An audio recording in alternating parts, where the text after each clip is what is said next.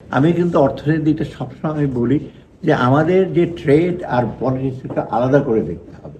ওইখানে ডিপ্লোম্যাটিক অনেক কিছু থাকবে, ডিপ্লোম্যাটিক আপনার নাইস সিটিজ আছে, অনেক সেন্সিটিভ, কিন্তু আমার ট্রেডটা হচ্ছে কমপ্লিটলি আমার এই যে ভারত থেকে যদি চাল না আনি, এখন আমি যদি ভিয়েতনাম থেকে আনতে যাই আরও 10 টাকা করে বেশি লাগবে, আমি এই জন্য ভারতে চটেতে ওখান থেকে আনবো না আমরা, এটা কম্পিটিটিভ প্রাইস হতে হবে।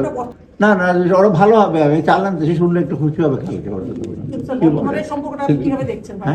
না, রাজনৈতিক সম্পর্ক এখনো মোটামুটি আপনি জানেন ফরেন ইস্যুতে তো সবসময় রেটোরিক্স অনেক বেশি হয়। পলিটিশিয়ানরা যেমন রেটোরিক্স করে আপনি জানেন তো, পলিটিশিয়ানদের কথা কথা বলে বাসায় গিয়ে আমাকে আর যার বলছি তো বলার জন্য বলছি, তো সেরকম রেটোরিক্স হচ্ছে। তবে আমি বিশ্বাস করি যে এটা খুব একেবারে ইস্যুতে যাবে না, এমনি উই আর ট্রাইং। আমরা কিন্তু এই জন্য তো আমার প্রমাণ যে আমি ভারত থেকে এর আগে আনিয়েছি কিছুদিন আগে পেঁয়াজের ব্যাপারে দেয় একটু দেরি হয়ে গেছে পেঁয়াজটা অ্যালাউ করতে, হয়তো আরও কম কারণ ভারত ওখানে পেঁয়াজ ছিল, ওরা 5 টাকা 10 টাকাও বিক্রি করতে পারে না, জমি ছিল না, তো এখন তাড়াতাড়ি কমার্স মিনিস্টার থেকে বলে জানতে পারে না। সে রাজনীতিটা খুব কাজ হচ্ছে, অথবা একটু পরে জানতে পারবেন ভারতের ব্যাপারে। আমাদের চিফ অ্যাডভাইজার রিচড আউট, উনি থাকা তো ডিটেল বলা যাবে না।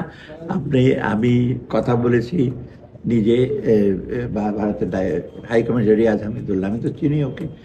সে বললেন না স্যার, আমরা উই আর ট্রাইং হার্ড।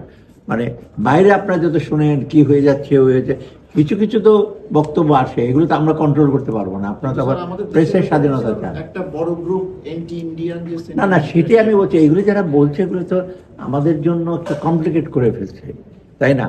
এগুলি যে আমাদের ন্যাশনাল ফিলিং তো না, এটা আমরা কেউই চাই না তো পার্শ্ববর্তী দেশের সাথে, কোনো দেশের সাথে তো এগুলো ওই রেটরিকগুলো অনেক সময় আমাদের যে আবার ওরাও আবার ঠিক ওটা একটু মূল্যায়ন করে, যেটা সবাই তো এটা মিট করে না, যেটা আপনি শোনেন না যে কি হবে কোন দেশ হিসেবে। হ্যাঁ, ডেফিনেটলি ডেফিনেটলি। না, খারাপ তো হয় না কিছু। এটা চেষ্টা করা হচ্ছে সবই কি বন্ধ করে, এখন যারা ওই দিন ধরে ধরুন একজন গিয়ে এখান থেকে ওটাকে কেমন সামলাবে।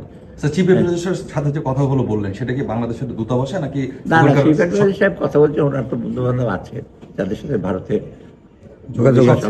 ভারতের প্রধানমন্ত্রীর সাথে সর্বজনা ভারতের সাথে না, আছে যারা সম্পৃক্ত আছে ভারতের সাথে, আদার কান্ট্রি।